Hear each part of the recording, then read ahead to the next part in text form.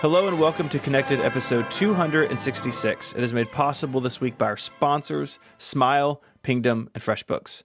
My name is Stephen Hackett, and I am joined by my friend, Mr. Federico Viticci. Hello, Stephen. How are you? I am great. I'm excited. We have a lot of fun stuff to talk about. I like hanging out with y'all. It's a good Wednesday so far. Looks like it. I am joined by my other friend, Mr. Myke Hurley. Why did you say that in that way? What do you mean? Like you paused. You were like my other friend. Yeah. Like I don't understand. The other one. Federico will be the other friend next week. That's how this works. We alternate. We'll see about that. Myke, a funny thing happened to you and I last week. So I'm just gonna bring listeners in to this situation Myke and I found ourselves in. So the other day, I'm scrolling up through iMessage trying to find it. So this was on the 17th, so 4 or 5 days ago. I sent you a link to a rare vintage Apple Parker roller pen on eBay. So sometimes I just cruise the antique Apple, vintage computer section on eBay. I don't believe that that's true. I bet you have alerts. No, I don't. Honestly, I don't. Really? I just sometimes if I'm, can't sleep or I'm stuck somewhere, I'm like, what's going on eBay? And I found this pen, and I know that you're a pen guy, and I sent it to you, and I said, I think that this is something that, would pique your interest. And you replied... Is it a pen or is it a pin, Stephen? It's an ink pen. Okay. I can't say those two words where they sound differently. I just can't do it. So, anyways, there'll be a link to this in the show notes. You can look at it. Nice thing. I recognize the brand Parker. Like, I know they are a pen company that does things. So, I sent it to Myke, and Mike's exact quote was, "I must have it." And then I thought, we've had a busy year. Myke needs a present. And so I bid on this pen, ultimately losing to someone else. Myke, who won this pen auction? I did. I won it. I said I must have it, so I bid on it. Right? I felt like that was clear what I was saying. That was not clear at all. I must have it. Therefore, if I must have it, I can't rely on the universe dropping it into my lap. Sure. So I put a bid down, the original bid, and then I put my maximum in. And turns out that I ended up only therefore Stephen made me pay more because he was bidding against me. Yeah. Sorry about that. But he did it out of love, so it doesn't really count. Yeah. Yeah. There's worse things that happened to me. There's also another cool pen. Now, see, this is how you get on eBay, right? There's a black one here too, which looks kind of cool. But the reason that I did buy this, the black one does look cool, is because my expectation, because it is a Parker pen, that I will be able to get a different refill for this and will actually be able to use it. Yeah, it would have been a good gift. Thanks for sending it to me. It would have been a great gift. But now it's a great gift that I have bought myself for more than you would have otherwise. How'd you find these products, Stephen? Just randomly browsing eBay for vintage Apple as a search query?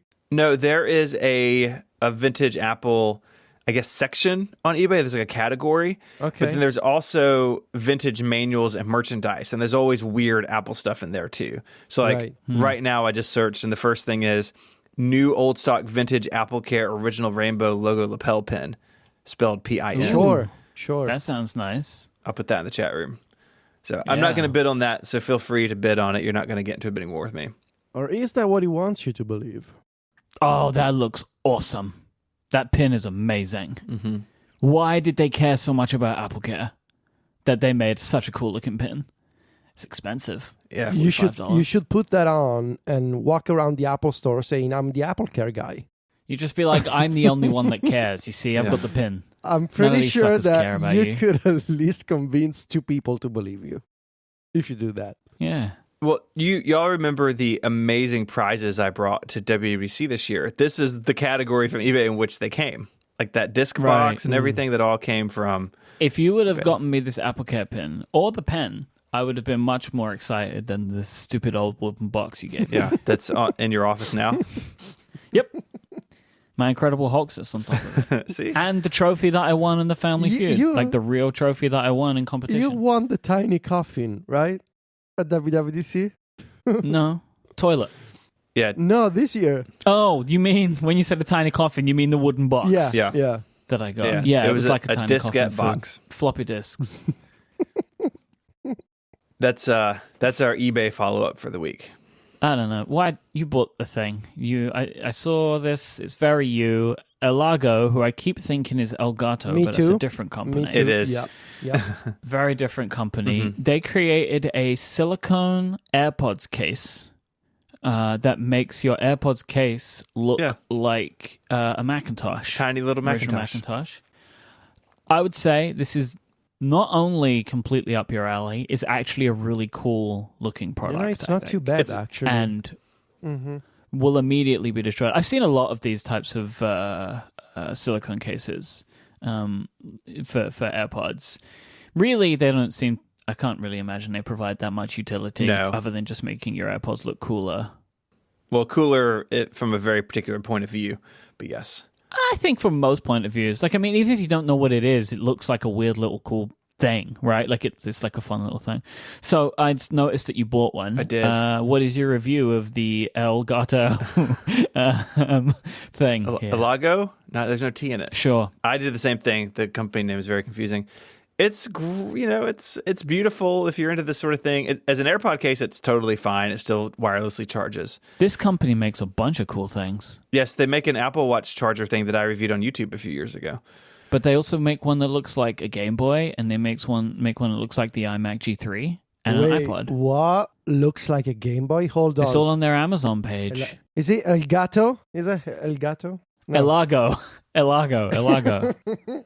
Okay, so it's spelled Together like we can Elgato. do this. Okay. Elago. All right. Uh-huh. Where is it? Oh, there's one that... They make a bunch of AirPods cases. I found the Game Boy one. Oh, my God. Game Boy one's cool, right? They have something called ear hooks that turn your AirPods into Power Beats Pro, with like the thing over your ear. All sorts of stuff. I like the little the iMac G3 one. Yeah, it's cute. It's cute. It's a little blue. So, anyways, it's fine. It makes what is a slippery little hockey puck charging case bulky and sort of awkward to get in and out of your pocket, but it looks cool. Are you keeping them in there? No. Oh, just have some fun, you know? Go to the gym, whip those things out. Stand back, everybody. I'm here with my Macintosh AirPods. Mm-hmm. Does Google Docs support multiple windows on iPadOS? So there was an update for Google Docs and Google Sheets just before this episode. Yep. I also checked, but no. That does not support it. No. I'm getting concerned about this follow-up item. Do we have to do it forever? I think it might be forever, yeah. Maybe we'd stop asking it and I just drop in this clip for like weeks, over and over. Maybe they could just be like a coded like message, you know. If you play the podcast Like backwards, you find out if it's supported or nice. not. Mm-hmm. Well, still not supported. I would love it to be supported. It has not been supported. My time is running out because I said the end of 2019. Yeah. Not my greatest pick in hindsight, probably. Mm-hmm. I wanted to talk a little bit about the MacBook Air, and I'm putting this as like a tiny topic / follow-up because if y'all will remember, well, y'all probably don't because you probably like got up and got a snack when I was talking about the MacBook Air, but listeners I never leave. who paid attention will remember that I bought my wife a MacBook Air to replace her original 12-inch MacBook, which I actually got off the shelf the other day, and oh boy, that computer is tiny and slow.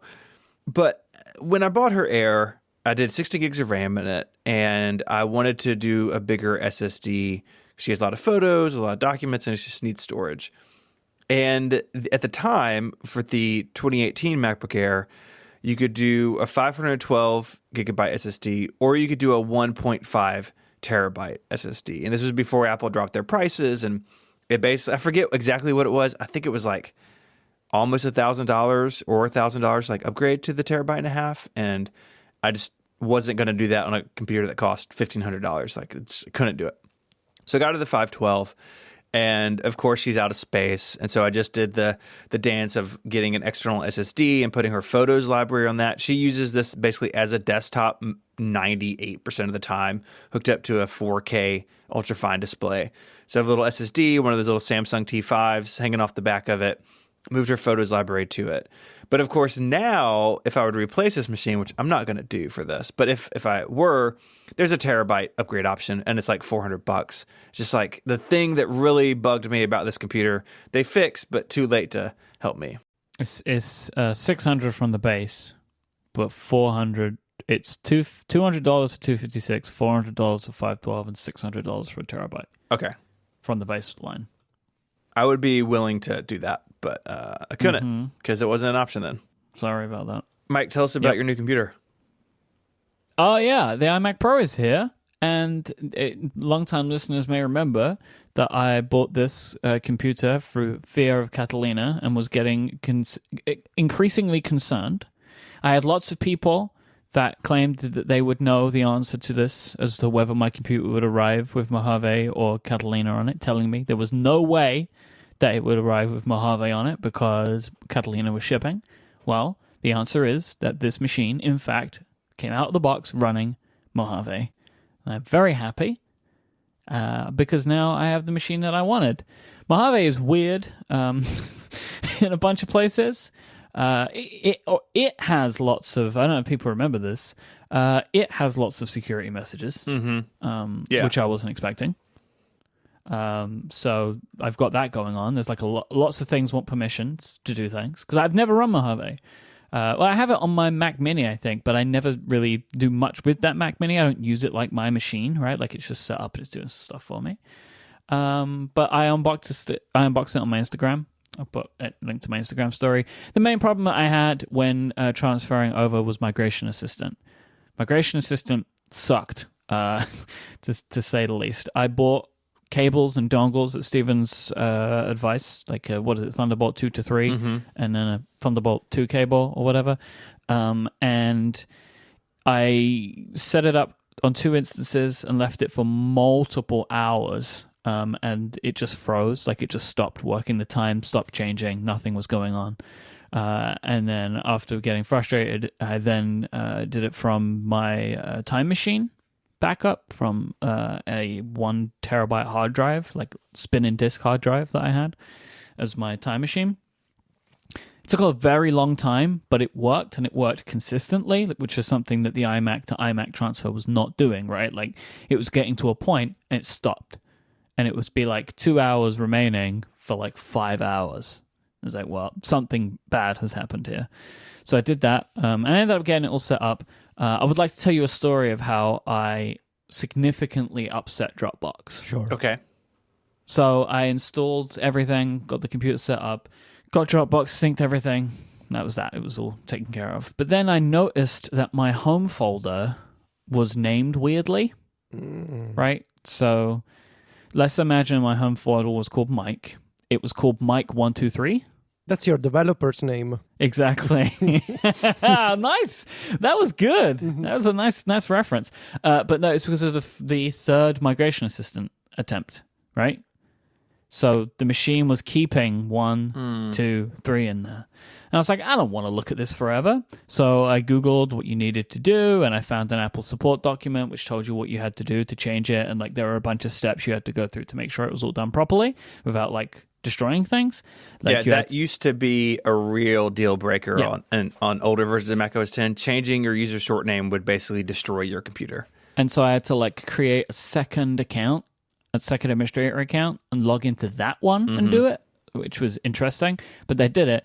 But this absolutely destroyed Dropbox. Like it would not open anymore. Oh my God. Dropbox was very, very upset. And it gave me an error that when I pressed OK, opened by Word and just gave me this like massive text document that I was supposed to send to a support individual. What? Like, yeah. Like it was like this huge error log. It was crazy. So I Googled the situation and found some support documentation and some forum posts, and it was all about copying and pasting things into the terminal, which I tried, but nothing happened. So I MacGyvered the situation.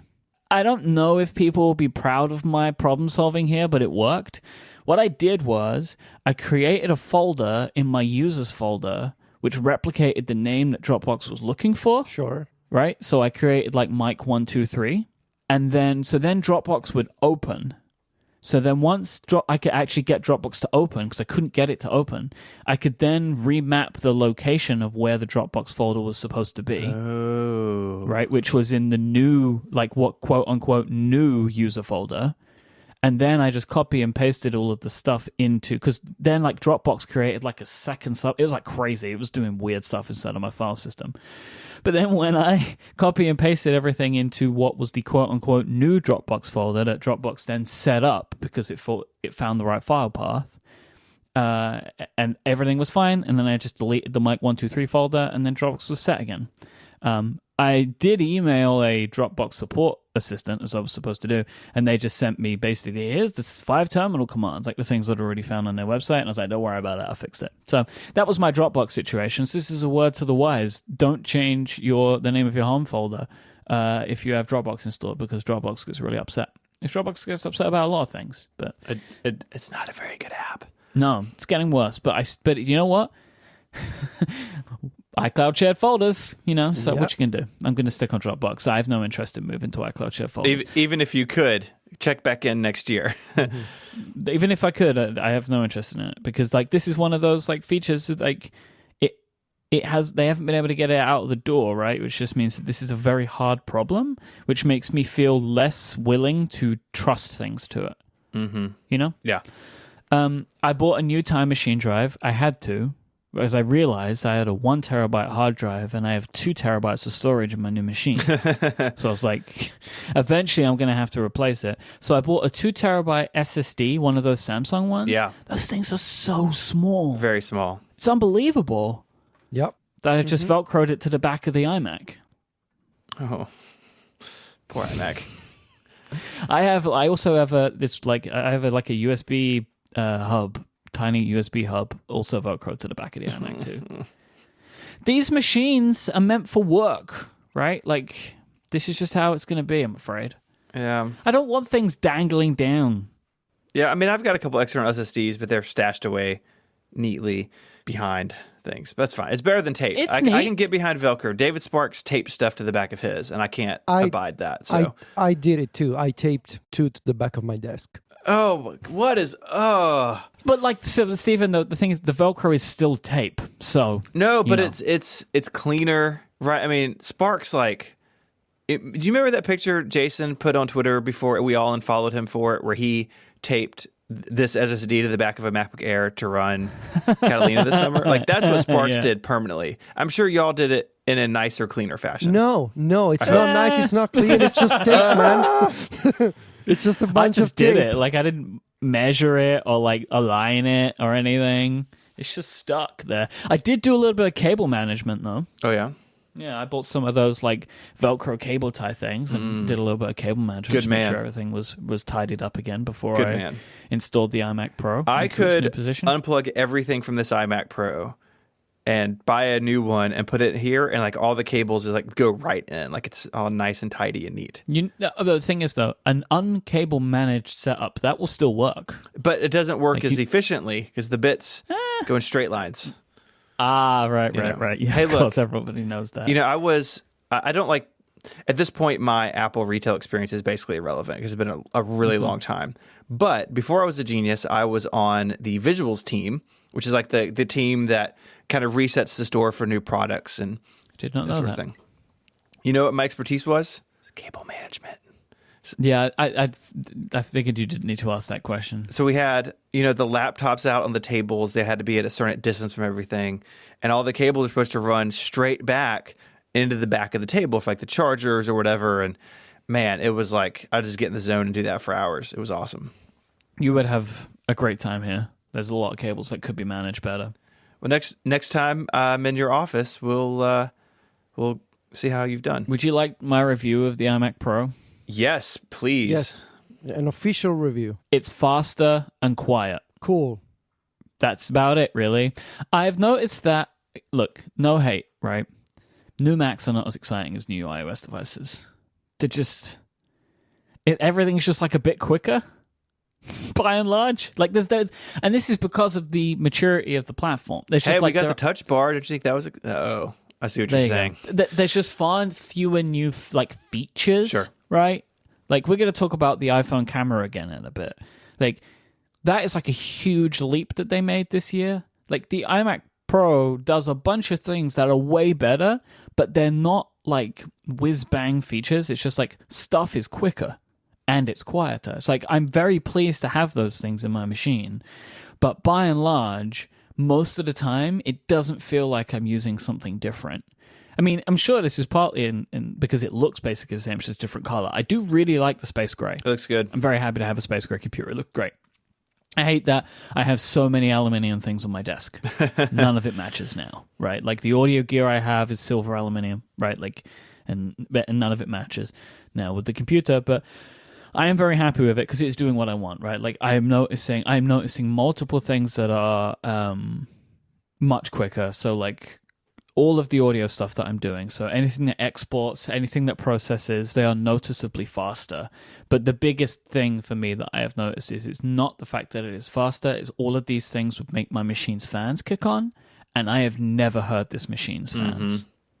So I am happy that I made this upgrade because I now have another 5 years of a computer that's going to feel really great, right? Before I have to even think about doing it again. So I'm happy that I made the upgrade for all the reasons that I made it. I'm happy that I'm on Mojave and I don't have to go to Catalina yet. And I now have a super fast machine, which will last me quite some time. It's a great computer. I mean, I've been so happy with mine. And the only time I hear the fans is when I'm working with 4K video footage. Like that is it is silent the rest of the time. It's sort of surprising how quiet it is, especially if you've come from an older iMac or especially like a notebook where the fans kick up at any given moment. Oh, I also love having USB-C ports on the back of my computer. Oh, yeah, you didn't have that before. Didn't have those. I like all of the I.O. There's a lot of I.O. on this, and that's really great. I want to get that thing. You have a little thing on your computer, right, where you can plug stuff into the front? Yes. What is that? What is I that? Want that. What is that? iMac. So Steven has this little, I don't know, it's like a little thing that hangs off the back of, like hangs below the monitor. It looks like it's part of the machine. The Satechi Type-C Clamp Hub Pro. Type-C Clamp Hub Pro. What a terrible name. It is. So here's the thing about this. They have you... We'll put a link in the show notes. They want you to have it at the very end of the computer, but then so this goes into the grill on the bottom of the computer. It's sort of like with pressure and stays in there. But at the end, it blocks the speakers, and so it sounds really lopsided. So mine is inset from the center a little bit, and like yes, that is part of the cooling, but it's only about 2.5 inches wide. And I haven't had any problems with it, but it gives you, at least the one I have is USB-C. 3 USB-A, SD, and micro SD card slots in the front of the computer. It's matched. Takes up a USB-C port on the back. I've really been happy with it. Because I hate the inevitable aluminium crunching that happens as you're trying to find a port without being able to get around to the back of the computer. So I'm going to get one of these things. It also comes in space gray, so... Woo. Oh, it's got Pro in the name, so you know you can trust it. Yep. In their product images, they have it how you have it, where it's inset a bit now. I think they've changed that. When I got it, I think even like the booklet was like, put it all the way at the end. It's like, not doing that. Cool. I'm going to get one of those. Well, that's my review of my iMac Pro. I might have more to say. I've only been using it actually like for work stuff for like 2 days. Mm-hmm. I'm intrigued to see how it handles like a really big edit. That, you know, I haven't done like a very serious editing project on this yet, so I might have you want to do this episode as a test? Nah. I really like the Magic Keyboard with the number pad. No. I'm never going to use it because I use the Sculpt ergonomic. Nope. Like that keyboard is great for me. Strong disagree. I just really like having a number pad. Nope. So let me tell you why I like a number pad. What are you, an accountant? You need a number pad? I used to work in finance, remember? So like I was very used to having a number pad. Okay, fine. Number pads are like the only thing that I can like touch type.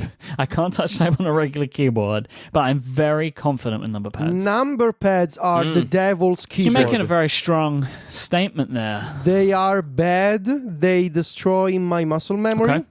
they are only acceptable for, and this is my new clause, people who used to work in finance or accountants. Otherwise,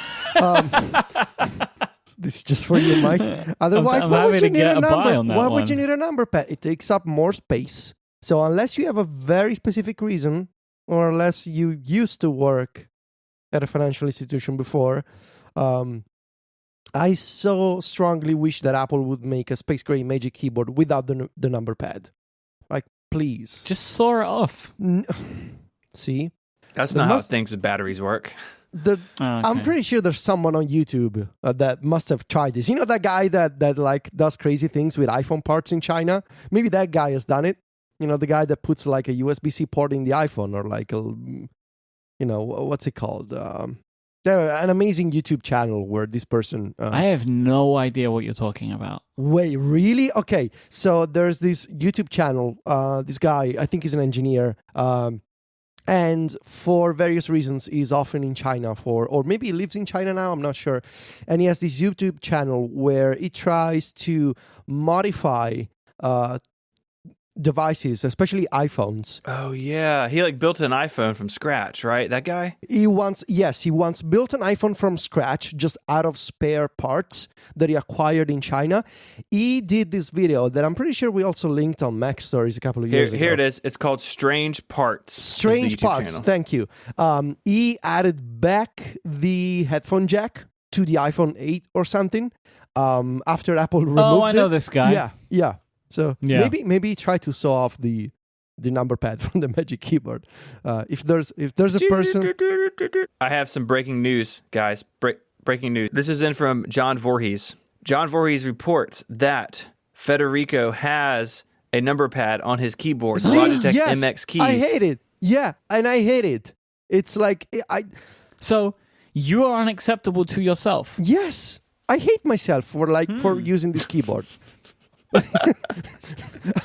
I'm being And because you use a keyboard called the Logitech MX keys. okay. So this keyboard is amazing. Like the shape of Except the shape of the key, except for two things.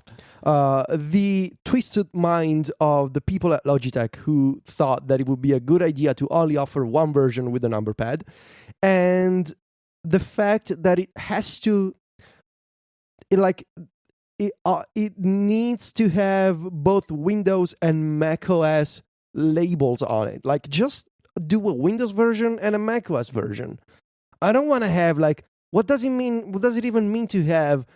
Well, what's the name of that key? Like Alt. start. Oh, the Windows key. What is a start? I don't care. I don't care about Windows. I have my keyboard only has those because I use a Microsoft PC keyboard with my computer. It's very upsetting. I love this keyboard and it works super well. I love the shape of the keys.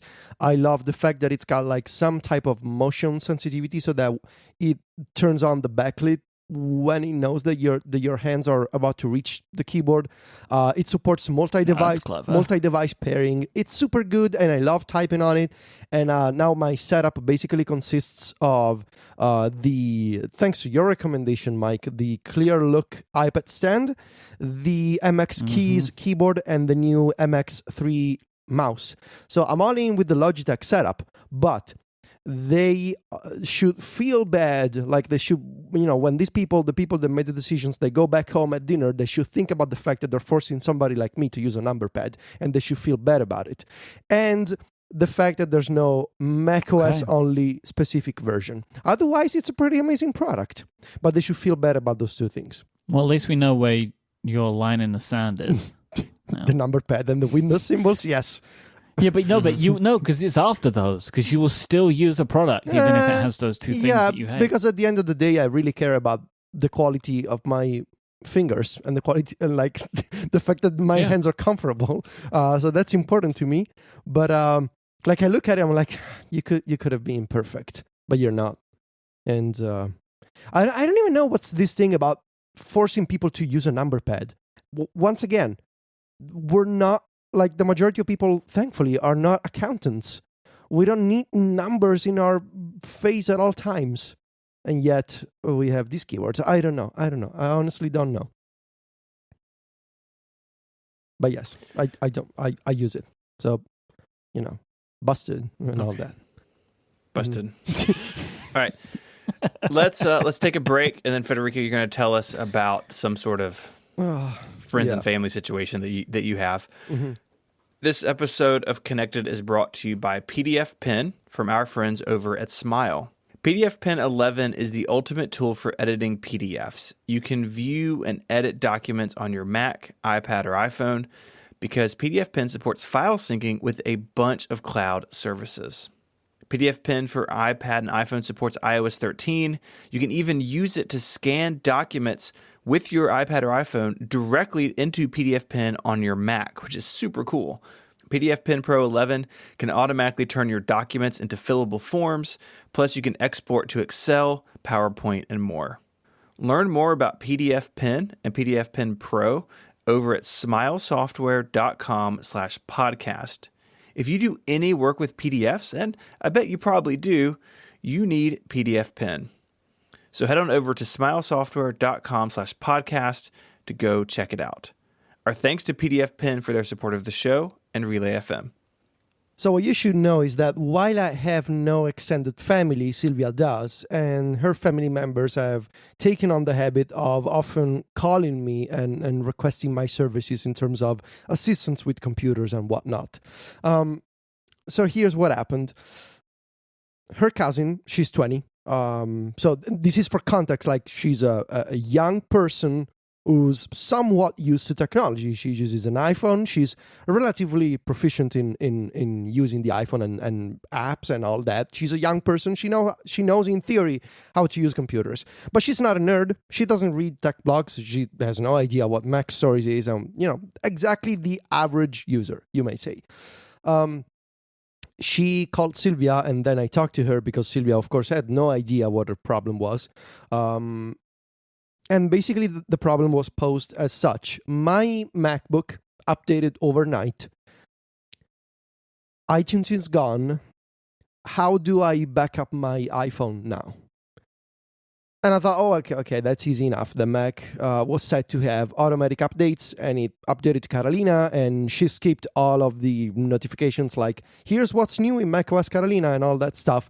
She has no idea that iTunes has been removed, and this is going to be an easy one. I'm just going to tell her to open the Finder, connect the iPhone, and she's going to find the iPhone in the Finder sidebar, right? Well, real quick, if we can take a sidebar on this one.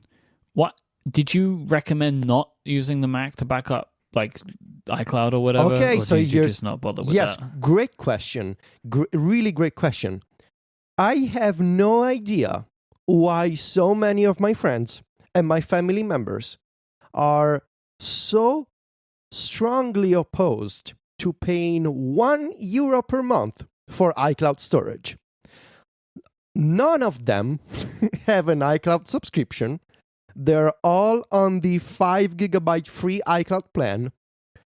They spend money on new iPhones, right? Thousands of euros.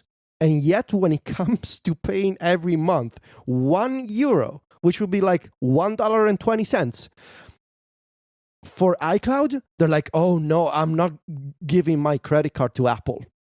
Like, that is such an interesting psychological phenomenon. I have no idea. I think a lot of people are like that. I think a lot of people are like that, though. Like, I've been talking to friends like, why do you spend so much money on a new phone, but when it comes to having a recurring subscription for iCloud, you don't want to? Most people devalue the idea of paying for software, but they understand what they're paying for a physical product like an iPhone. They don't see the reasoning they don't see the purpose of paying for iCloud storage. Anyway, they don't pay for iCloud, so that is why I needed to figure out the local backup solution using a computer. And I told her multiple times, like, look, this is going to be so much easier if you just decide to pay 99 cents every month for 50 gigabytes of iCloud storage. But you don't want to, so it's fine. We're going to figure out another way. So I thought it was going to be an easy one, right? Apple should also be providing that level of storage to everybody for free. Oh, yeah. That is the secondary point yes, of this. Like, yes, I totally agree. It's not that difficult. I totally agree. So I thought it was going to be easy, but here's what happened. Before calling me, because she couldn't find iTunes on her computer, running Catalina, she obviously Googled download iTunes. And she downloaded iTunes from the Apple website. And she called. So here's what happened. She called me, and I told her, okay, iTunes is gone. It's been removed this year. You need to open the Finder, and the device management screen will be in the Finder. And she was like, yes, that's the other problem that I wanted to talk to you about. Because whenever I click on the Finder, I was like, oh, God. Because whenever I click on the Finder icon, it shows me a full screen view saying install iTunes. And I was like, what? and at that point, my brain went, what? And then she continued the story saying, and I tried to install iTunes. I was like, oh my God, what have you done? And she was sending me screenshots of this on WhatsApp in the meantime. It's like, and when I tried to install iTunes, it gave me an error at the end saying that it was only supported up until macOS version 10.12 or something. I was like, yes. So you try to install iTunes on the latest version of the macOS software. That's no longer possible. You can no longer install iTunes.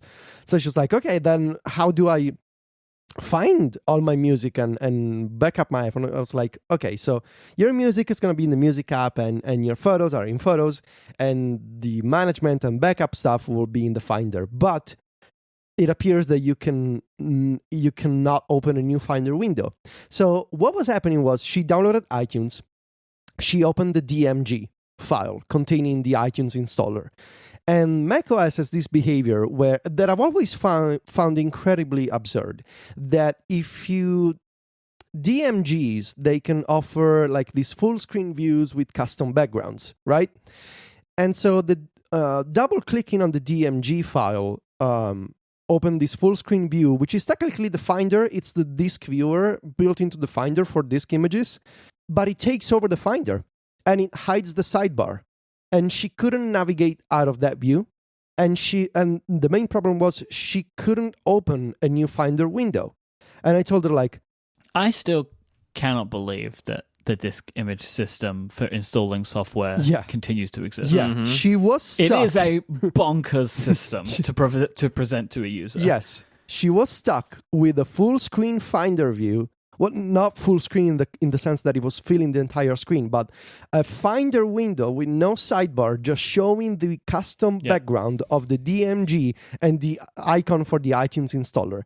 And I told her, like, either right-click on the Finder icon or do Command-N, and she was unable to perform either operation, which says a lot about, we take these features for granted, like right-clicking and keyboard shortcuts, but maybe most people don't know how to do them, and it's not their fault, really. I totally get it. So what she ended up doing to sort of get unstuck from the Finder showing the DMG background was she rebooted her computer. And I guess that at that point, the DMG was automatically unmounted from the Finder. And then she figured out how to connect the iPhone via cable and open the Finder sidebar and perform the backup from the Finder. So that was the first story. The weird combination of the removal of iTunes and somebody who didn't know what was going on. She thought that she needed to reinstall iTunes from the web, and she tried to do so, but the DMG took over the Finder, and she needed to call me on the phone to fix it. Story number 2. My friend, almost my same age, he lives in Spain, but, we keep in touch. He used to live in Rome. You don't need to know that. Anyway, years ago... I appreciate the color, though. Yes, sure. It helps me frame the story. Years ago, when he used to be my neighbor here in Rome, I recommended installing... it was like his computer was running very... it was very sluggish and, the usual stuff that happens to an old MacBook. And so I was like, maybe you should install something like Clean My Mac and keep your cache in check, perform some basic cleanup tasks, that kind of stuff. So he calls me. I was like, my Mac was updated to the latest version of macOS. And why is Clean My Mac not working anymore?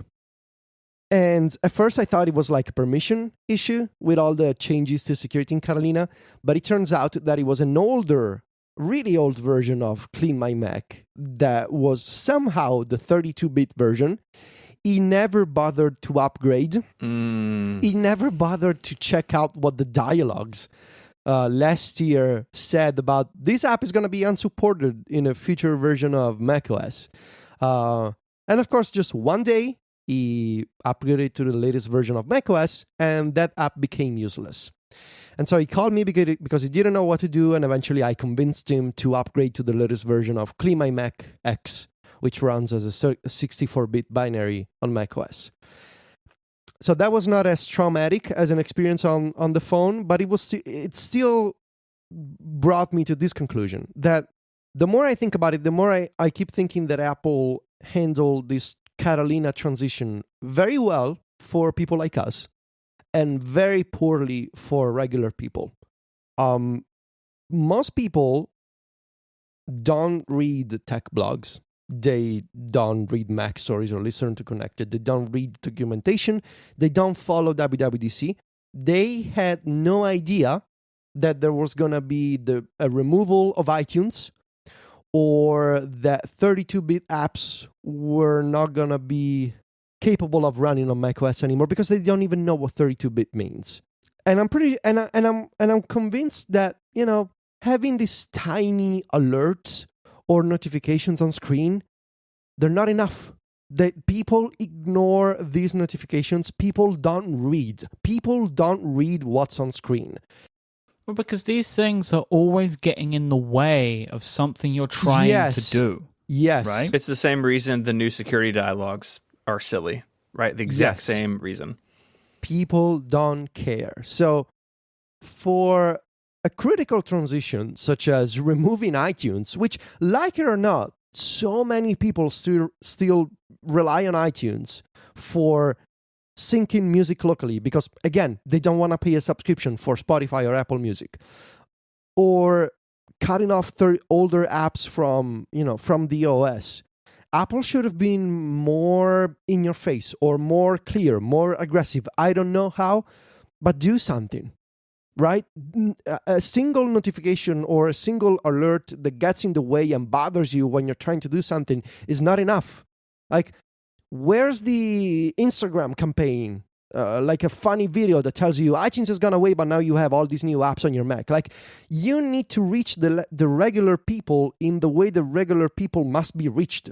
Not notifications, not tech blogs, not going to the K-base on apple.com. That's not enough. You got to explain to normal people what's going to happen to their computer in normal terms. And I am 100% convinced that I will keep getting these phone calls from other friends and family members. Oh, yeah. This will not stop for the next year, I'm sure. And so, yeah, that was my point. I think, Catalina, we understand. Other people do not and will not, and I will keep having to fill in the role of Apple Store genius on Apple's behalf, because my friends and family don't know what to do. There is a screen, if you run the Catalina installer yourself, that says the following recently used apps will require an update to work after installing this update. And so that's fine if you run the installer. I don't know what Apple means by recently used apps. Like, I don't know how they define that, because I had other apps on the system I ran this on that I knew were 32-bit that I hadn't opened in a long time. But what I don't know is if you run this, if your Mac automatically updates to it, I guess you don't see the screen. And I think that's a mistake. What is the point in just showing me recently used? Like, why not just show me everything? Because I know, like, on this system that I ran this for the screenshot, there were multiple 32-bit apps that this didn't catch. And I think I just don't see how that benefits people. Like, why not just show them all of the apps? Like, it seems so strange to me. Be like, oh, you ran this in the last 3 weeks. Because then it looks bad that, oh, this Mac update is going to break all this stuff, even if you haven't used a lot of those things for years. Isn't it worse if you then do it? I agree. I'm not arguing with you, but, like, yeah, I know. It's really a pain. Software, man. How does it work? It doesn't. That's the problem. So Federico, while we have you here, I mean, you're going to be here the whole episode. gonna go. But before you go, Guest. I want to talk. We're done with you. I want to now. talk a little bit about your iPhone 11 Pro review. I would also point people to App Stories this week, where you talk a lot of behind the scenes of how this came together. But you have put a super ambitious project together that I think everyone should go check out because it's really awesome. Where you took the iPhone 11 around Rome and just tested the camera in all sorts of situations. And I wonder if you could give us a short version of your findings. Sure. First of all, I guess my main goal was to offer readers something unique that they hadn't seen before and that they couldn't find on any other tech blog. I thought long and hard about this. Like every year, I'm lucky enough to get these review units, and I always struggle with my angle. Like, most people identify me as the guy who writes about iPad and writes about shortcuts. But what and so my question was, what do I do about the iPhone? What's my angle? How can I be? And I always try to do this, right? If you know the way that I like to work, I always try to be different or to sort of have a specific angle that sort of sets my stories apart from the rest. And I know that I got my review unit as the second wave of press units. And I know that I knew that I couldn't offer a standard review. Most people wouldn't care. At the point, the Mac Stories readers that wanted to have an iPhone 11 Pro, they would have bought an iPhone 11 Pro already. So there was no point in... Yeah, and also, it is probably unlikely that you would be able to come up with something incredibly, unique. Right. Every review has been written in every possible way. You can say it in your way, but you're not going to stumble upon something that nobody else had found. Right. I kept thinking about this and I realized, so what is it exactly that makes me different? And sure, it may be my iPad coverage. Sure, it could be my shortcuts coverage. But I don't want to do an iPhone 11 Pro review from the perspective of a shortcuts user. Like, what does that even mean? You don't need to fit in shortcuts in everything you do, right? So that was out as a potential idea. And I realized what makes me unique in this regard. So we're talking about an iPhone, and the main feature of an iPhone is the camera. And with the camera, you take pictures of stuff. And what is it that could make my pictures different? And then a sort of a light went on in my brain. I was like, it's where you live that makes you different. You don't have any quote unquote competitors that live in Rome and have an English website. Maybe there's some Italian websites, but Italians read those. For an international audience, you're the only person that lives in Rome and could do that kind of story. And so I realized I could do an iPhone 11 Pro photography tour around Rome, and maybe if it's successful, this could become an annual thing. Like every year, there's Matthew Panzarino does a review of the iPhone, the new iPhone at Disneyland, and there's Austin Mann that goes on a wild trip around the world. I could be the guy that takes pictures with a new iPhone in Rome or around beautiful places in Italy, because Italy, it's the most beautiful country in the world. That's my opinion. And I'm lucky enough to live here. So why not take advantage of it? So that was my approach. What I really like about that is you always say, in my opinion, after making the statement. And it's just like a very particular way of doing it. It is the most beautiful country in the world, in my opinion. Yeah, because... No, in my opinion, Italy is. Yeah, because I remember every time that I need to qualify my statement. Otherwise, there's going to be somebody who's like, no, France is the most beautiful country in the world. And so it's like, look, I remember to say in my opinion. So I say after. But, anyway. So that was my angle. I figured out my angle was I am going to be testing the iPhone 11 Pro's cameras at night and during the day around Rome. Of course, I live in Rome and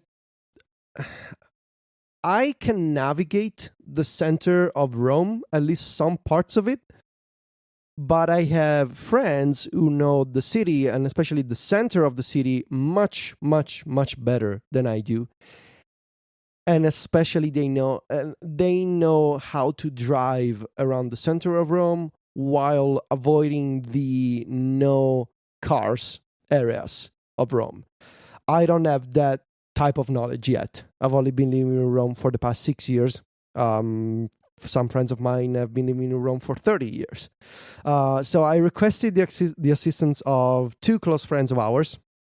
They acted as our tour guides at night. So we planned out this entire trip, starting from the Colosseum and navigating through the center of Rome. We would drive around Rome, stop the car near one of the points of interest that we wanted to photograph, and then we go back in the car and move on to the next location. So that was the night tour. It took about 4 hours. And then the daytime tour, I only did it with Sylvia and the dogs because we wanted to just take a day for ourselves, walk around Rome. And it was much easier because it's the area of Rome, the Spanish Steps, and the terrace that I show in the photos that I know how to navigate myself. It's also easier during the day because it's, there's a lot of people that you can ask information. So that was sort of the main plan and the main approach. You didn't, I know you didn't. You didn't edit anything. No. What was the thinking behind this? And did you consider any additional edited versions of photos? I did consider them. My thought was, this is the first time that I'm doing this kind of story. I don't want to overdo it. If it's successful, I will add sort of if it's like a 1.0 product. If it goes well, I will add more features to the story next year. And obviously video or edited versions using Apple's built-in editing tools are on the list of things that I may consider. But I didn't want to do it all at once. Just like there were going to be so many more locations around Rome that I could have taken pictures of. But I wanted to start small and iterate and do it again next year and add more sections, add more types of comparisons. If it goes well, I can say it went really well. Much better than I was actually expecting. So I'm super happy with the response. Yeah, it's I can tell you, it's been expensive as a story with the CDN because. Yeah, I was going to say you uploaded full res images. Full res, maximum quality with all the metadata intact. It was 400 megabytes worth of pictures. Oh. So if you multiply... So is it necessary? I mean, I don't know. I don't understand how compression works. Nobody does. But is it necessary, in your opinion, to have done full quality? Probably not. I mean, if instead of maximum quality, I did best quality, would it have been the same? Probably. The viewing experience on a phone or on an iPad probably wouldn't have changed. But I wanted to have a story where you could find 50 pictures and they were exactly as they came out of the camera. Nobody could have told me, yeah, but you exported them and they are compressed, or like, yeah, but you edited them. No, this is exactly what the camera took, viewed as a JPEG version, because of course web browsers cannot display HEIF images. So it was probably not necessary for the user, but it was a way to future-proof the story. Like, this is what came out of camera, not my fault. And obviously there are like 3 main reasons to do it this year. You've got like the general image processing, night mode, and the multiple lenses, right? Like, it's what makes a story like this interesting. I wonder, this isn't the question, but like, I wonder in future years if you even would want to do the story, because who knows, there might not be massive camera updates. Like, it's just going to be an interesting thing to see over time, right? Like, but anyway, kind of my point I wanted to ask you was, do you feel like you have a better understanding now of when you might want to use one lens over another? Yeah, I think I do. Especially with the decision of, do I want to use the ultra wide? For me, right now, the ultra wide is out. If I'm trying to take a low light or night shot, because it's really bad in low light. Yeah, it really struggles with that. But also, I feel like I have a better understanding of the distortion that the ultra wide lens causes at the edges of the image. And that's just a natural consequence. Yep. I've been doing some reading on what happens for specific types of lenses, and that is just a natural consequence of this type of lens. And I think I also have a better understanding of how to frame like a specific building that I want to take a pictures of, or a monument or something like that, to get that dramatic effect in the picture. I found that like with the ultra wide, you can take the photo and still crop it in a little bit, get a lot of what you were looking for out of the image, and also lose some of the distortion around the edges by cropping it in a little bit. Yeah. And you still end up with a much, much wider picture than the regular wide angle can do. Yeah, that's true. So yeah, I thought this was really nice. I liked the story a lot. It was a beautiful story. I mean, I like pictures and videos, so I was happy for that. You didn't do any video, right? No, that was not I considered it, but then again, okay. I wanted to start small and do more in the future. I didn't want to do it all at once with the risk of, maybe people are not going to care about this and I'm just going to do a bunch of work for nothing. But no, and that was really surprising to me, like the amount of attention that the story got, even though it came out basically a month after the new iPhones were announced or came out. So that was really remarkable for me, and I was really happy about that. Makes me want to do more in the future. It's nice to look at pictures of Rome.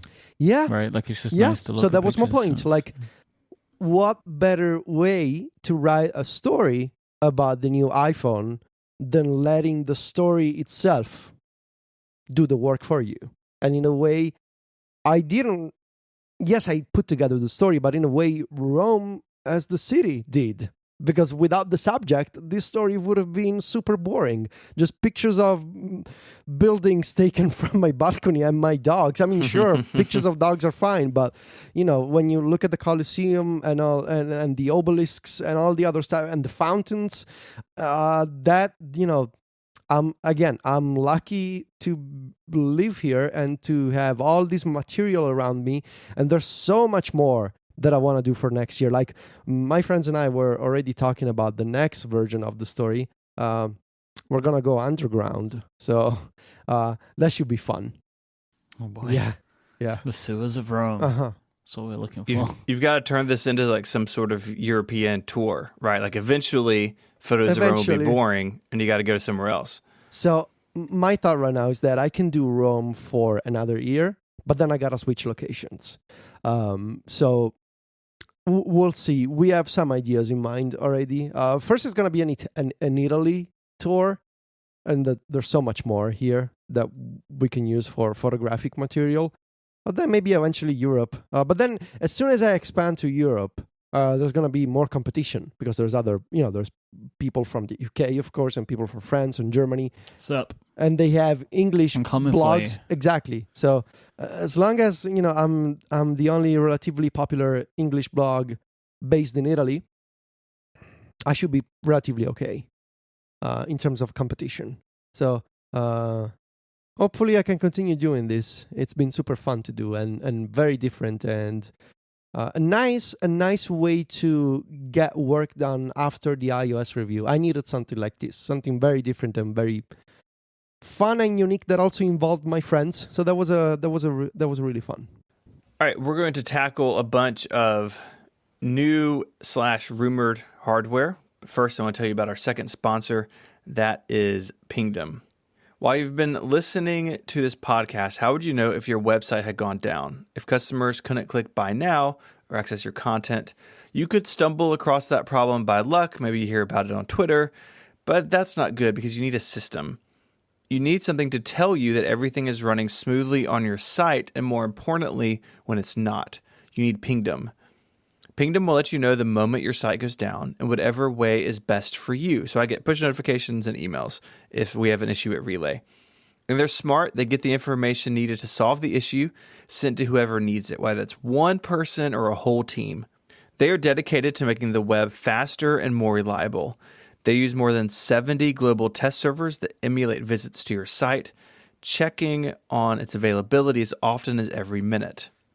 All Pingdom needs is your URL, and they take care of the rest. So don't be at risk knowing that you're the last person to find out that your website is broken. Start monitoring your website today. Go to pingdom.com/relayfm right now for a free 14-day trial. There's no credit card required. And when you sign up, use the code CONNECTED at checkout to get an awesome 30% off your first invoice. Our thanks to Pingdom for their support of this show and Relay FM. There are a bunch of rumors about new AirPods Pro, perhaps. I think that would be the name. So these sort of fall into a couple categories. According to China Economic Daily, there are supply chain reports of these AirPods Pro apparently coming this month at a price of around $260, what these rumors say. That's always like the sketchiest part of these. People just don't know what Apple's going to charge for things. But they would be in-ear with noise canceling, potentially a metal design, which I have a lot of questions about.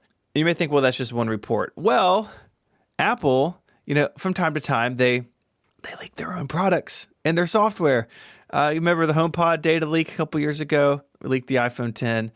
What's happened again, iOS's 13.2 beta includes an icon that appears to be redesigned AirPods with rubber tips, which would probably be needed for this noise cancellation feature. So you get a better fit around your in your ear. There's also some leaked parts, it looks like, and a weird charging case. And there's all sorts of weird things going on. I'm curious what you guys think about this. Is something that you would like to have? I have a lot of questions about the metal design in particular. Like, would that be heavy? Would it be cold in your ears in the mornings? That's no good. Historically, I've never liked the in-ear rubber tips. Same. I've always found them uncomfortable. Like, after a few minutes, my ears start to hurt. And I've tried like different sizes of the rubber tips. I've tried the foam ones. They always end up with me with some kind of strange headache. And I very much prefer the normal AirPods design. They don't hurt my ears. That's a weird thing to say, but it always happens when I've tried in-ear buds with the rubber tips, and I get that they help with isolation, and I will be interested in checking them out, depending if what Apple does, but I'm relatively concerned right now because, again, traditionally those rubber tips, they've always been uncomfortable for me to wear for prolonged periods of time. Questions about metal? Yeah, that too. It seems like it would be cold in the ears a lot of the time. Like, metal design is peculiar. Should it be heavier? Right? Yeah. Maybe. I don't think I really buy this part of it, unless maybe they're using metal someplace where they use plastic. But I don't see them doing the enclosure. I don't know if aluminum would be lighter than plastic at this size. I'm not some sort of materials engineer. But I'm not a scale. But I just don't know. That part rings false to me. But we'll play this back in 2 weeks and learn that we're wrong. I guess. Because by the end of October is the rumor, right? Yeah. And Mac Rumors pointed out that this leak from the 13.2 beta was very similar to an old photo posted on the photo leak from months ago. Showing this sort of like the plastic shell of the new AirPods and the redesigned case, which is sort of shorter and wider than the current one. And these AirPods with a different, sort of like a different shape and a shorter stem compared to the current ones. They sure do look like AirPods that you could pull a rubber tip in. I'm not, again, I don't know. I'm not sure. Then again, do I really want noise cancellation with AirPods? I've always felt somewhat uncomfortable wearing AirPods on planes, for example, out of fear of dropping one and losing it forever. So when I'm on a plane, I use my Sony headphones, over-ear headphones with noise cancellation. Sure, it would be nice to have AirPods that can do it all. That can be standard AirPods for workouts and phone calls and listening to music when I'm taking a walk, and also noise cancellation earbuds when I'm on a plane or just want to block out outside noise. That would be nice. But then again, I will still feel uncomfortable about dropping the AirPods when I'm on a plane. And the rubber tips have always been physically uncomfortable for my ears. So I have many questions and many doubts and many concerns about this. And I also want to talk about the rumored release schedule with you guys. Do you think this is a product that can just go out as a press release? I think at this point, It has to. yes. I mean, Gruber wrote a thing this week, like looking at the dates in the past, like Apple's out of time for October. And of course, November 1st is the Apple TV launch. And some people think that that would preclude any other Apple event, that they're focused on that instead, which makes sense. So for me, the longer we get into this month, I think an event is less and less likely. And I think they could do this, put it in the hands of some reviewers and like put it in the hands of like hip influencer people, because AirPods have become this cultural thing all of a sudden. And if they gave them to the right people, I think that it would be totally fine. I mean, more people watch an MKBHD video than would watch the keynote. Sure. Yeah. Right? Well, so maybe. But I think, too, you got to remember that this would be an upscale version of the AirPods for people who want more. At least that's the way I read this. This is a SKU. It's in, I mean, what are those Sonys? Those little Sonys, the in-ear ones. I don't know. Their names are inscrutable. Right? You guys know what I'm talking about? Yeah. They've got like that crazy naming thing, but like WF1000 XM3. Mm-hmm. It's like that market, right? Mm-hmm. Those are like 250 or something, and they come in like a weird long case. I expect that like that case would be bigger because they would need more battery in the case, right? Because you'd probably need to charge these more frequently if you was using the noise cancellation.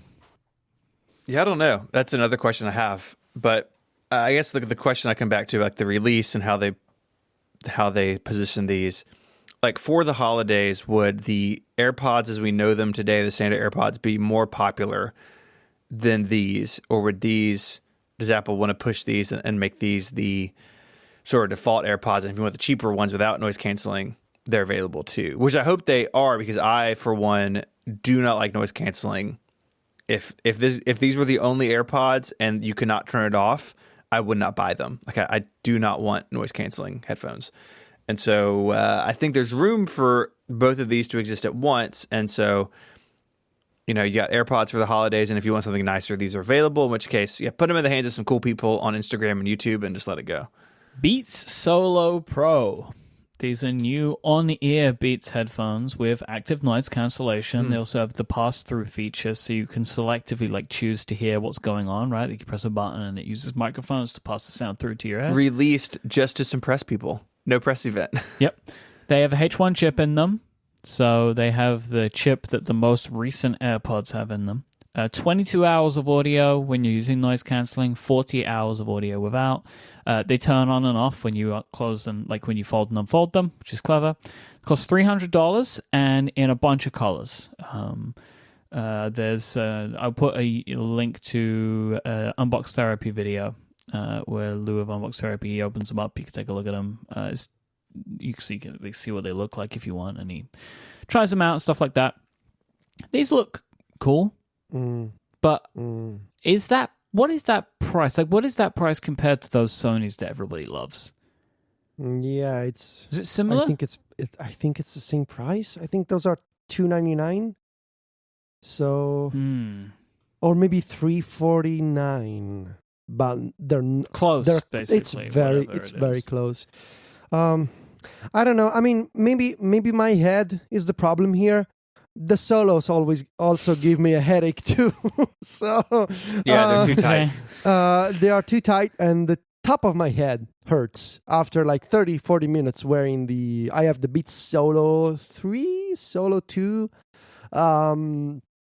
They're cool. I like the Beats sound myself. For certain types of music.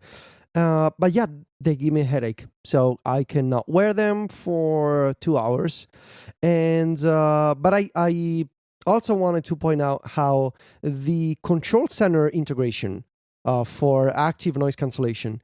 It's not exclusive to the new Solo Pro. If you have the Beats Studio 3, those from last year, you will also get this new UI in Control Center for 13.1, I believe, and up, that you will be able to toggle the active noise cancellation there's a new icon.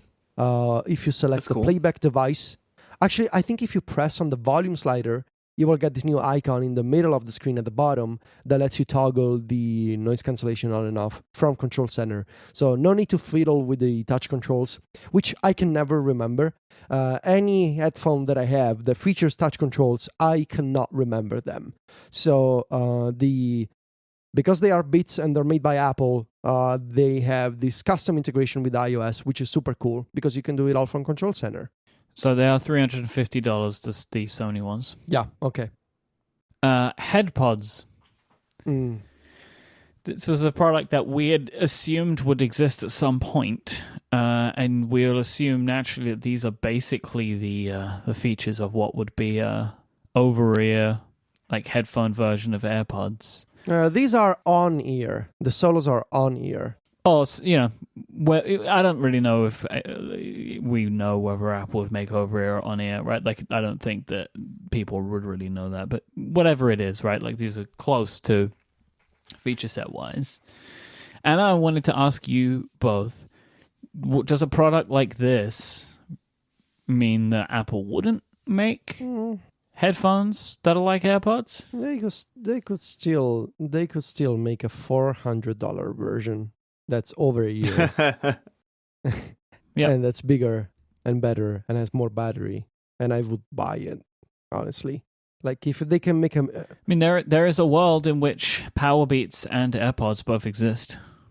The difference in those products is pretty great, right? The Powerbeats Pro have the little hook over your ear. They have the rubber tips. What the question for HeadPods is for me is, how would HeadPods be different than the Beats Solos and the other Beats products? I mean, maybe you make it where there's no buttons on them, or it's, some material that they're not used elsewhere. Like, that's the question. Is there room enough to make something different than what they already have? Because Powerbeats and AirPods are different products for different people. So I don't know. Is there enough room in headphone world for Apple to do something different and call it a different? I mean, maybe there is. I just don't know. I mean, I guess even though AirPods Pro could essentially be getting closer to Powerbeats, the Powerbeats still have like the over-ear hooks and all that kind of stuff. Yeah, right? yeah. The AirPods Pro definitely bring them closer together, but they have noise canceling and the Powerbeats don't. So it's we need to have Mary back on because she switched from the Beats X after she killed like 17 pairs of them to the Powerbeats Pro. We need to have her on. I'm gonna talk to her about coming on next week and giving her a review of that. Imagine if next week we're here doing Connected and we're going to be talking about the new AirPods. Like, imagine such a thing. Imagine if it just come out on Tuesday with press releases and a bunch of videos with YouTubers, and that's it. We have new AirPods. That would be fun. I know nothing, by the way. Do not speculate on this. I know absolutely nothing. I'm just imagining that type of scenario. Be cool. It's definitely possible. Yeah. That and some Mac Pro coverage. It could be a busy week next week. And a 16-inch Retina MacBook Pro. All at once. We're around the edge of so many things. Or nothing. Who knows?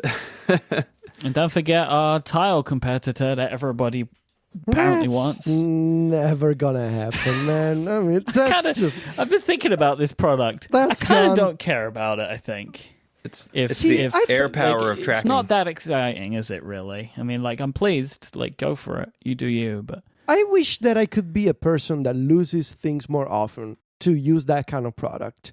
But also, I do not wish to be that kind of person. Like, do people really track that many objects in their lives? Like, if I forget my keys or if I lose my keys, like, I have another problem to worry about than using the tag. Like... I don't know. And of course, now that I've said this, I'm going to be losing something like tomorrow. You're going to lose everything. Yeah. Just like everything. I jinx myself. Your website, Oh, everything. no, I don't. You cannot track a website. Wow. This episode of Connected is also brought to you by FreshBooks. If you were a freelancer and you're just walking down the street and you found a lamp on the sidewalk, and you rubbed the lamp, and a freelance genie came out and he said, I can give you 192 hours. You'd probably take the freelance genie up on that. I had no idea I was like, a lamp? What is he reading? Freelance genie. Very good. I like it. Freelance genie. They should take that. That could become their new mascot. Good. Freelance genie. It's good. The freelance genie is not real, but FreshBooks is real, and it can help you save that time with their super simple cloud accounting software. By simplifying tasks like invoicing, tracking expenses, and getting paid online, FreshBooks has drastically reduced the time it takes for over 10 million people, including me, to deal with their paperwork. FreshBooks has this really cool notification center. It's like your personal assistant. You can always know what's changed in your business since you last logged on and what needs to be dealt with. It's like a running log of what's going on with your FreshBooks account. People logging in, they're looking at things, you're getting paid, so you don't have to chase all that stuff down in a bunch of different places. And the new projects feature helps you share files and send messages with your clients, contractors, and employees, becoming a hub for lots of business conversations. And you can see how quickly things happen with all of those conversations in one place. If you're listening to this and not using FreshBooks yet, now is the time to try it. FreshBooks is offering an unrestricted 30-day free trial for listeners of the show with no credit card required. All you have to do is go to freshbooks.com/connected and enter the code CONNECTED in the How Did You Hear About Us section. We thank FreshBooks for the support of this show and Relay FM. All right, phone wallet. Okay, so something you should know about me is that I fundamentally despise having to carry a wallet with me. I do not like the feeling of a wallet in my pocket. In an ideal world, I would just have my watch and my phone with me at all times. Sometimes even just the watch itself, no phone. I do not like the fact that I have to use a wallet because for many reasons in Italy, cash is still very much a thing that so many shops and other places exclusively accept. Fortunately, it appears that we are introducing new regulations around having to offer contactless payments and credit card and cards payments, but that's another discussion. I still have to use cash sometimes. This is why what I'm going to be talking about is not a definitive approach in the sense that I still have to use cash sometimes. And for that, I have to carry a wallet. Or I can just throw some cash in my pocket, but that's not ideal. So what I'm going to be talking about is the average setup for most days, because I don't need cash most days. So this story begins with Instagram in a very Myke way. I was browsing Instagram. I came across you bought something, and I came across an ad. And truth be told, it was a very accurate ad that perfectly captured me as a person. And I have zero problems with Instagram ads because Instagram ads most of the time know what I'm looking for, and they present me with products that I want. Because they're listening to you talk. Yeah, I mean, whatever you're doing, Facebook, keep listening because it's working. Yeah, whatever you gotta do, because Twitter's ads are terrible, right? Instagram's ads, very good. So, you know. I mean, sure, keep on listening because this stuff is great. No, I'm kidding, but yeah, the ad was accurate, and it was an ad for a company that I was familiar with, but for some reason, never bothered to check out myself. So, Bellroy. Ah, yes, what a beautiful company. They make iPhone 11, 11 Pro, and 11 Pro Max cases in leather, of course, because it's Bellroy. That's what they make. Do you have the one with a little door in it? Uh-huh. I sure do. Oh, I've seen this ad. I saw the ad for it's called the phone. I'm sharing the link with you guys right now. I saw the ad for the phone case 3-card Bellroy case for the iPhone 11 Pro Max. I've been a little bit fascinated with this product. It's a case with a little door in the back. The door reveals a compartment where you can fit in up to 3 cards. And the door, when it's open, it also doubles as a kickstand if you want to put your phone on a table or a desk and watch a movie or something. That also works. And the inside, it's made of the usual soft microfiber lining, and it also contains like there's a SIM card slot on the inside of the case, and there's even a slot for the SIM ejector tool, which is kind of handy to have. I never thought about this, but I never have one on me, so I'm probably gonna put one in there. But yeah, the main feature is it's a leather case made of quality leather because Bellroy, they make this quality stuff, and it's available in 4 colors, and it's got a door, and you can put in 3 cards in it. So what color did you get? So in hindsight, I should have trusted my instincts more. So here's what I did.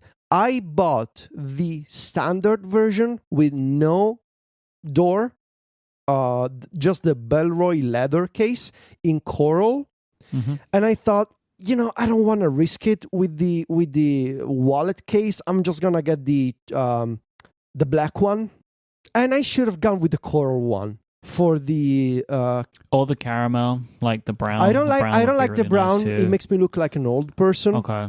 So, but I should have gone with the coral because the coral looks beautiful.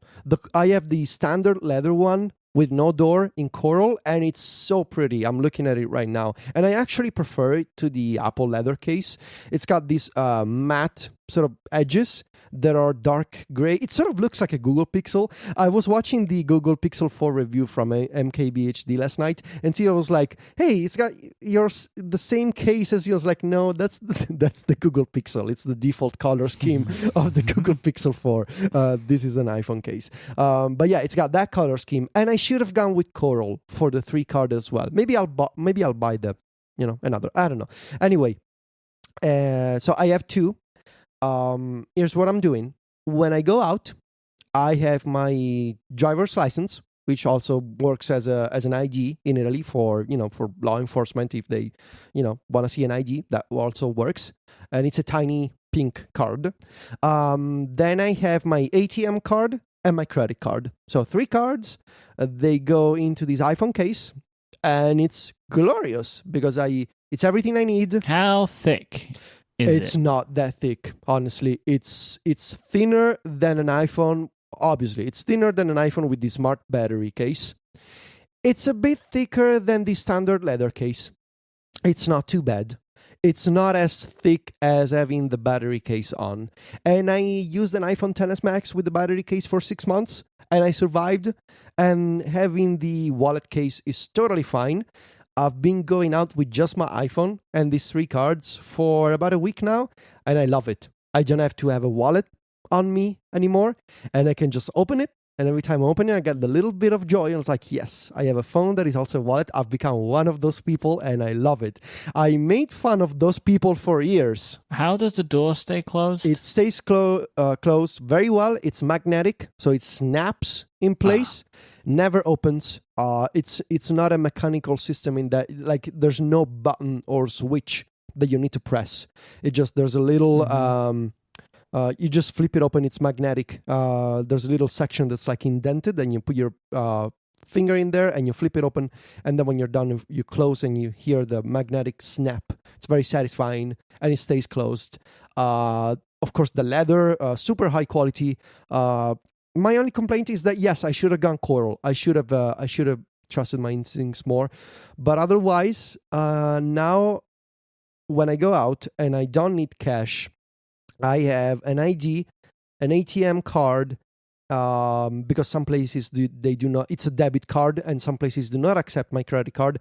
And I also have my credit card, so I have everything I need to be identified and spend money or get money at an ATM. And I also have my iPhone, of course, which is configured with Apple Pay. And I also have my Apple Watch, which is also configured with Apple Pay. So it's pretty good, man. It's a pretty good setup, and I love it. And I've been showing it off to all my friends. They are all in love with the idea. And of course, every time I use it, now I get questions from cashiers in stores and whatnot. They are all asking about, is that a case that is also a wallet? Or, oh, is that the iPhone 11 Pro? Because, of course, when they're asking you for a card and you open your phone, it's something that people notice. It's not exactly subtle as a gesture, unless you do it before. But I guess I like to do it in front of the cashier, so sort of like a power move. Look at my phone, and my phone is also a wallet. What power do you have now? Do you use wireless charging? No, with this one. Yeah. I haven't even Got tried. stuff in the way. So I keep this wallet, this case, where I keep my keys and wallet just basically in the entrance of my apartment, by the front door. So I see it every time I'm about to go out. It does work with NFC stickers. I have an NFC sticker in my car that I tap when I want to run certain shortcuts for like texting Sylvia or triggering my home security system or playing music. Right. And it does work. It does work. The NFC sticker is scanned successfully with this case on. So that was cool. But I haven't tried the wireless charging. Okay. It looks great, and they make really high-end, like nice stuff. So this should last you longer than you'll keep this iPhone. Yeah, I think so. Yeah, I've had one of their wallets for many, many, many years. The little, I can't remember what it's called, but it's just this tiny little wallet that you just pull out a little string and the cards pop out. Yeah. Card sleeve, it looks Very like. nice. That's what it's called. Yeah, that's probably it. It's really great. I like their products a lot. They make nice stuff. Yeah. So, yeah, I've become one of those people. I never thought I would. Honestly. But life is surprising in that way too. Well, I know like Underscore swears by it. He's lived this life for a while now, and I think really likes just, I have my phone and have everything that I need and don't have to worry about anything else. I mean, it's way more likely that I'm gonna be losing my wallet than my phone. I think like Well, now if you lose your wallet, you will also lose your phone. sure, but I have a way think about it that way. I have a way to retrieve or at least track my phone. Thanks to Find My iPhone remotely, I don't have a way to track my wallet. Well, when the Apple tag comes out, you just stick sure, one on your wallet and you'll be fine. Sure, no, I don't want to keep multiple things in my pocket. So this is a great life. Honestly, it's a great improvement for me. And I was about to say something, but I forgot. Anyway, I recommend it. I've Googled other iPhone 11 Pro Max wallet cases, and they all look terrible. I cannot believe that, there's a bunch of roundups in other tech blogs I've never heard of before. They look like roundups assembled by bots, honestly, not by regular people. This is, it's like, I'm not sure about the pics here, made by random companies, but this one is elegant. It's high quality. It's not cheap. It's 79 euros. Not sure what the USD pricing is, but you can tell. 1,000. Sure. 23 inches. But you can tell that 400 Fahrenheit. But you can tell 12 nautical knots. Whatever. A furlong. It's a good product. I recommend it. This was my official review, and you're welcome. Well, thank you. I'm glad we did that this week. I'm glad we cleared the air there. That was unexpected, but yeah. Yeah. I think we have run out of time for our Pixel 4 conversation, so we'll shelve that for next time. That works for everybody. Let's not promise that. We never spoke about Catalyst. Let's not make any promises that we won't keep. Like you asking for listener questions. And you said, I'm going to take them out of the document. Wait a second. No. Let's address this, shall we? I had the questions and then was told that I had run out of time on the episode, so had to not do them. You said, no, I want to talk about this right now, about my wallet case. So I did want to talk about it right now. I have no problem with the fold listener questions. They've been there since last time. I just never removed them. Okay. They're going to stay in the document, and one day I'll get to them. Okay, perfect. At some point, they'll move below the header called Topic Graveyard, and they never come out. There's a lot of things down there. Yeah. What have we got in there now? We have Apple's AR headset that moved from today. More on Mac Catalyst. Myke is off Gboard, pop sockets, recent developer changes, and now Google Pixel 4 reviews. They're all in there. Maybe just one day. make the font color white so it blends in with the background. You're never gonna see it again. It's still in there. You're gonna get over feel time. good. They slowly turn from black to white. Like we go through steps of gray, and then they're gone. And also, we have sign in with Apple. Oh yeah, remember that? But if you make the font color white, you're never gonna you stop feeling bad about the fact that you're looking at it and that it's down there. But you also feel good about the fact that you didn't actually remove them. You just changed the color. You never deleted You it. never deleted it. Yep. It's just white. So it just so happens that you don't see it anymore. Well, that's our show. If you want to find links to iPhone cases and Instagram stories and rumors about AirPods, all those links are available in your podcast app, but they're also on the web at relay.fm/connected/266. While you're there, you can send us an email with any feedback or follow-up, or you can find us on Twitter. You can follow Myke there as IMYKE. You can find Federico there as Viticci, VITICCI, and you can find me on Twitter as ISMH. I'd like to thank our sponsors this week, Smile, Pingdom, and FreshBooks. And until next time, guys, say goodbye. Arrivederci. See you later. Adios.